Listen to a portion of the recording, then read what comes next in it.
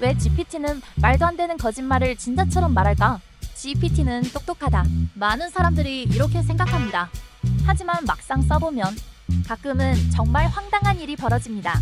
존재하지도 않는 사람을 실제 인물처럼 설명하거나 없는 법을 있는 것처럼 말하고 심지어 틀린 내용을 너무 자신있게 이야기하기도 합니다.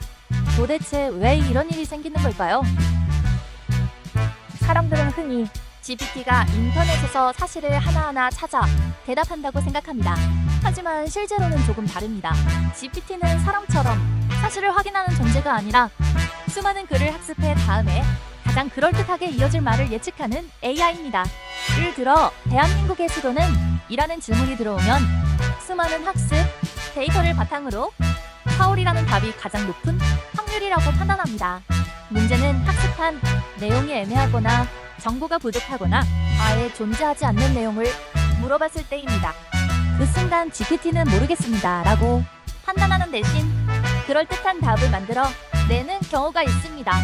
AI 분야에서는 이런 현상을 환각이라고 부릅니다. 이름은 거창하지만 쉽게 말하면 없는 정보를 그럴듯하게 지어내는 현상입니다. 예를 들어 존재하지 않는 논문을 만들어 내거나 실제로 없는 책 제목과 저자를 말하거나 가상의 판례를 진짜처럼 설명하는 경우도 있습니다. 더 신기한 건 이런 답변을 할 때도 GPT는 자신이 틀렸다는 걸 느끼지 못한다는 점입니다.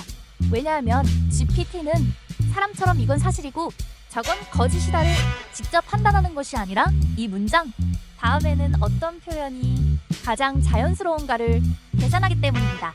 그래서 말투도 항상 비슷합니다. 맞습니다. 그렇습니다. 정확합니다. 이런 표현이 사실 여부를 보증하는 것은 아닙니다.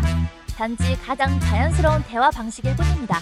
물론 GPT는 계속 발전하고 있습니다.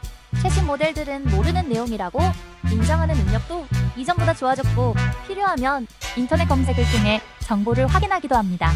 하지만 아무리 발전해도 AI 역시 실수를 할 수 있습니다. 특히 법률, 의료, 투자처럼 중요한 분야에서는 GPT의 답변 하나만 믿기보다 공식 자료나 전문가의 확인을 함께하는 것이 안전합니다. 결국 GPT는 거짓말을 하려고 거짓말을 하는 것이 아닙니다. 사람을 속이려는 의도도 없습니다. 단지 가장 그럴듯한 문장을 만들어내는 방식으로 작동하다 보니 모르는 상황에서는 틀린 내용을 사실처럼 말하는 환각이 발생하는 것입니다. 그러니 GPT를 사용할 때 가장 중요한 것은 AI도 틀릴 수 있다는 사실을 항상 기억하는 것입니다. 똑똑한 도구일수록 올바르게 사용하는 사람이 더 중요합니다.